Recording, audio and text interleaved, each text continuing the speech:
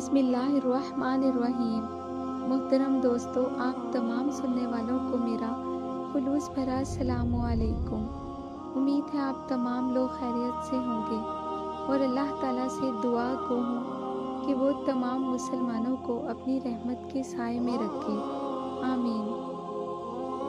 एक आबिद ने देखा, बनी इसराइल के कुछ लोग एक दरख्त की पूजा करते हैं। ये मंजर देखकर आबिद को बेहद अफसोस हुआ।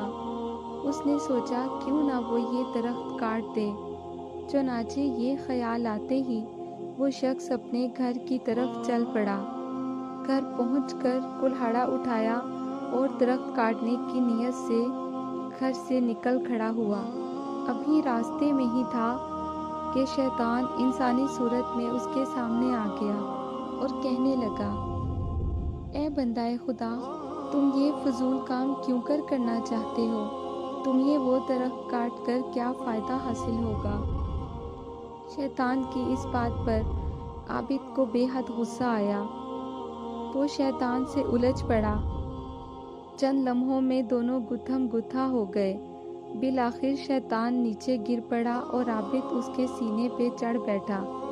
शैतान अपनी शिकस्त देखते हुए कहने लगा, हम दोनों आपस में समझौता भी कर सकते हैं।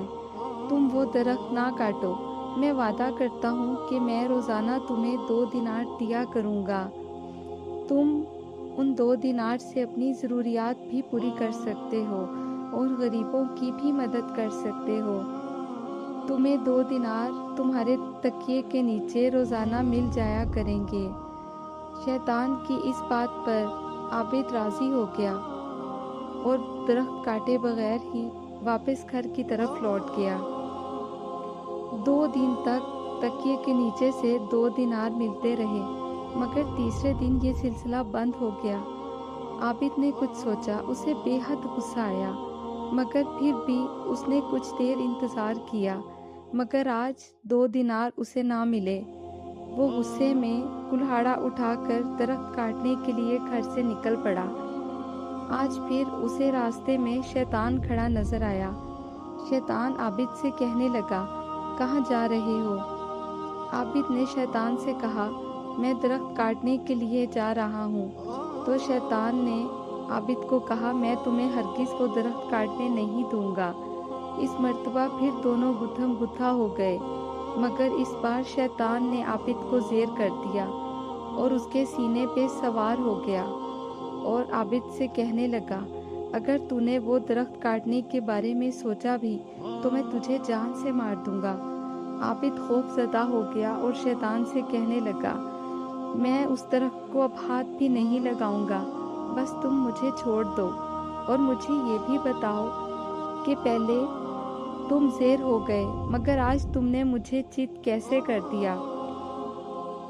आबिद की इस बात पर शैतान ने उसे बताया कि पहले तुम अल्लाह के लिए दरख्त काटने जा रहे थे, इसलिए मैं ज़ेर हो गया, क्योंकि मेरा बस ऐसे लोगों पे नहीं चलता जो खुलूसे नीयत से अल्लाह की राह में अमल करते हैं। मगर इस मर्तबा तुम अल्लाह के लिए नहीं जा रहे थे, बल्कि तुम्हारा गुस्सा इसलिए था कि तुम्हें दिनार मिलना बंद हो गए, इसलिए तुम दरख्त काटने जा रहे थे। इसीलिए आज तुम हार गए और मैं जीत गया।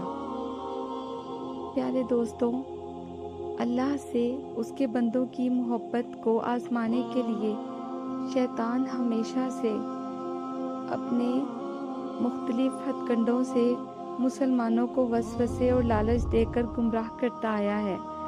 मगर कोई भी मोमिन अगर अल्लाह की राह में कोई भी नेकी या कोई भी अमल करने का इरादा कर ले और ईमान की जीत और बुराई की हार का मकसद बना ले, तो शैतान कभी भी उसे रोक नहीं सकेगा और मायूसी और शिकस्त ही शैतान का मुकद्दर होगी। उम्मीद है आप सबको आज की वीडियो पसंद आई होगी। अल्लाह ताला से दुआ गो हूँ कि अल्लाह ताला हम सबको शैतान से महफूज रखे और अपनी अमान में रखे।